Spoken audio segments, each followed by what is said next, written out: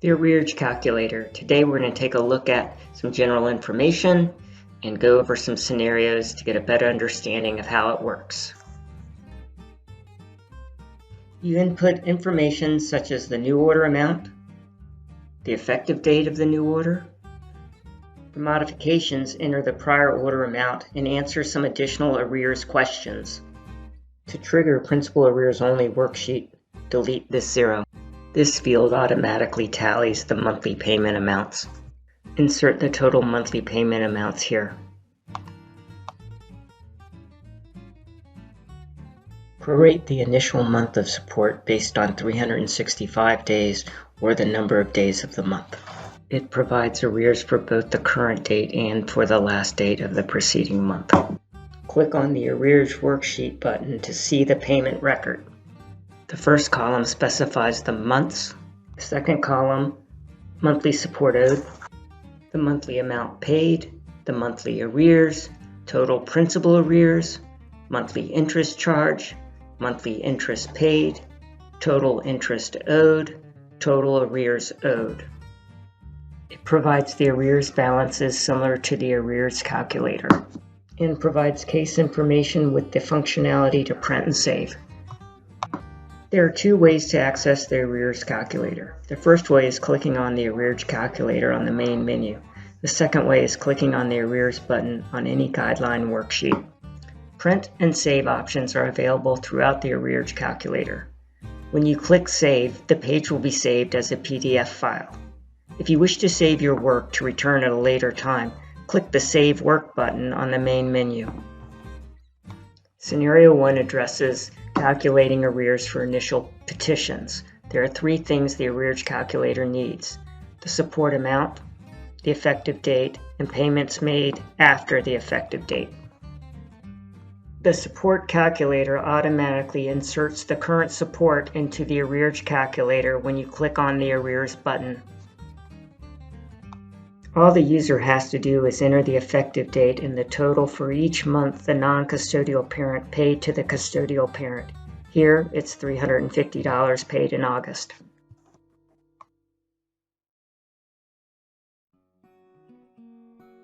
The user has the ability to change how to prorate the first month of support, either by prorating with 365 days in a year or by prorating with the total number of days in the initial month.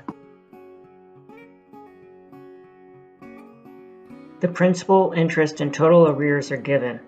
Now, click on the Arrears Worksheet button to view the payment record.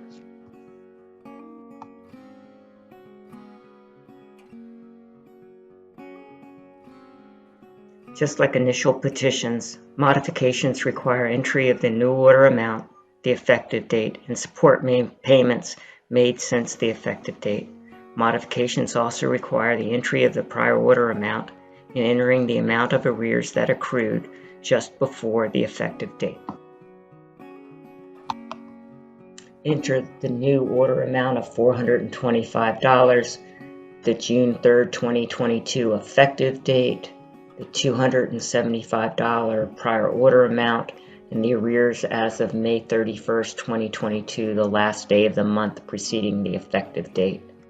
Finally, enter payments made by the non-custodial parent beginning with the month the effective date falls within. Scroll down to see the arrears. When done, click on the Arrears Worksheet button to view the payment record.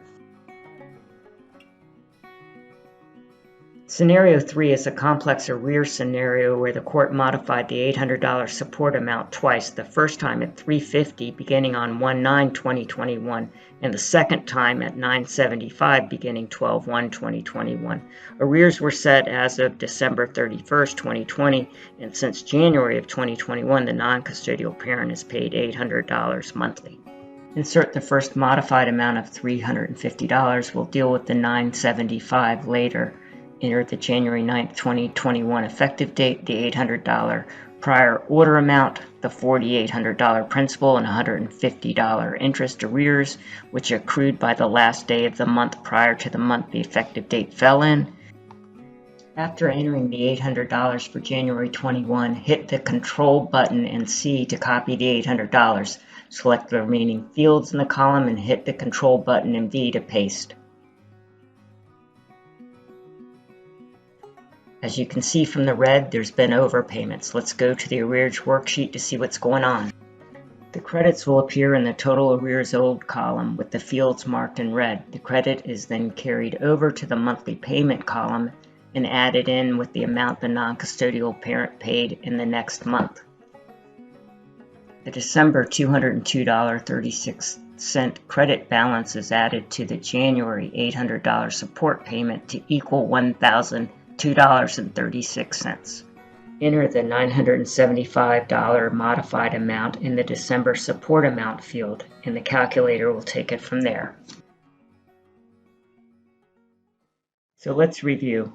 Arrears are calculated as of the day they're run and as of the last day of the preceding month.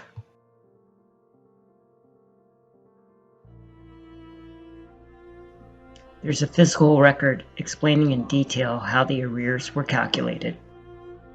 Access the arrears calculator by clicking on the arrears button on the main menu or on any guideline worksheet. Options to save the arrears calculator or arrears worksheet as a PDF or to print them. If you need to save your work for a future time, then go to the home menu and click Save, and go from there. You can give your work any name. For initial petitions, Cardinal inserts the current support amount for you based on the guideline amount. You enter the effective date and direct payments. For support modifications, Cardinal inserts the current support amount for you based on the guideline amount. You enter the effective date, prior order amount, principal and interest arrears, and any payments.